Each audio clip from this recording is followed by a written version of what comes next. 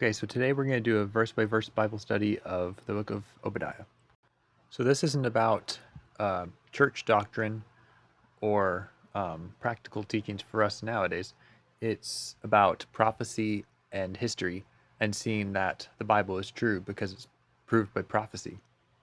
So verse 1, the vision of Obadiah. Thus saith the Lord God concerning Edom.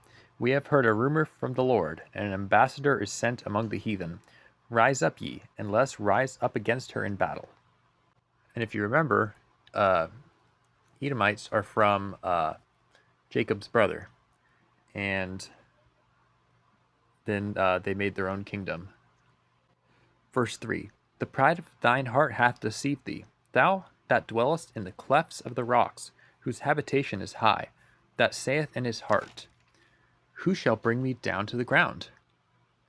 Verse 4, though thou exalt thyself as the eagle, and though thou set thy nest among the stars, thence will I bring thee down, saith the Lord. Verse 5, if thieves come to thee, if robbers by night, how art thou cut off? Would they not have stolen till they had enough?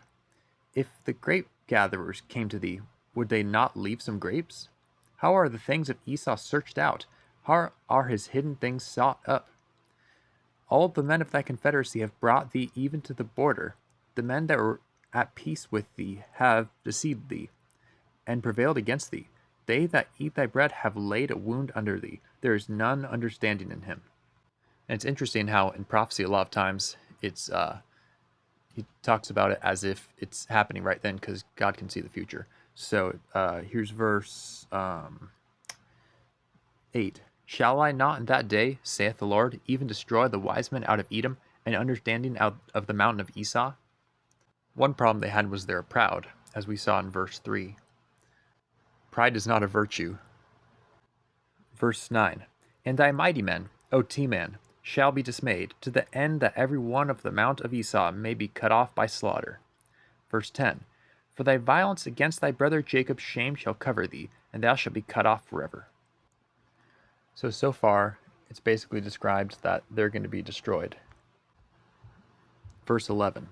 In the day that thou stoodst on the other side, in the day that the strangers carried away his forces, and foreigners entered into his gates, and cast lots upon Jerusalem, even thou wast as one of them.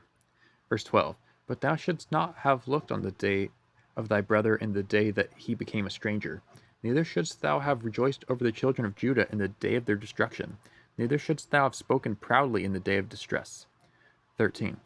Thou shouldst not have entered into the gates of my people in the day of their calamity. Yea, thou shouldst not have looked on their affliction in the day of their calamity, nor have laid hands on their substance in the day of their calamity. 14. Neither shouldst thou have stood in the crossway to cut off those of his that did escape. Neither shouldst thou have delivered up those of his that did remain in the day of distress. 15. For the day of the Lord is near upon all the heathen. As thou hast done, it shall be done unto thee. Thy reward shall return upon thine own head. 16. For as ye have drunk upon my holy mountain, so shall all the heathen drink continually. Yea, they shall drink, and they shall swallow down, and they shall be as though they had not been. But upon Mount Zion shall be deliverance, and there shall be holiness, and the house of Jacob shall possess their possessions. 18. And the house of Jacob shall be a fire, and the house of Joseph a flame, and the house of Esau for stubble, and they shall kindle in them and devour them, and there shall not be any remaining of the house of Esau, for the Lord hath spoken it. And they of the south shall possess the mount of Esau, and they of the plain the Philistines, and they shall possess the fields of Ephraim, and the fields of Samaria, and Benjamin shall possess Gilead. And the captivity of this host of the children of Israel shall possess that of the Canaanites, even unto Zarephath. And the captivity of Jerusalem, which is in Zarephath, shall possess the cities of the south. 21.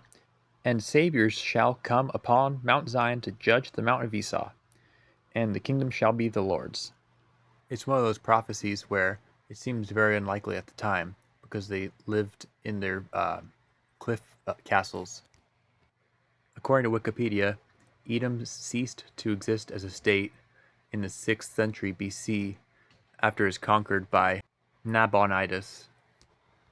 The Bible's always right. It's just misunderstandings of the Bible and misunderstandings of history that cause confusion and distrust of the Bible. Sometimes historians make mistakes, but oftentimes when archaeological finds are made, a lot of times even manuscripts clearly stating what the Bible already stated, it backs it up. It's happened so many times that it's better to trust the Bible because it's more reliable than any historical manuscript. And I believe it's without mistake.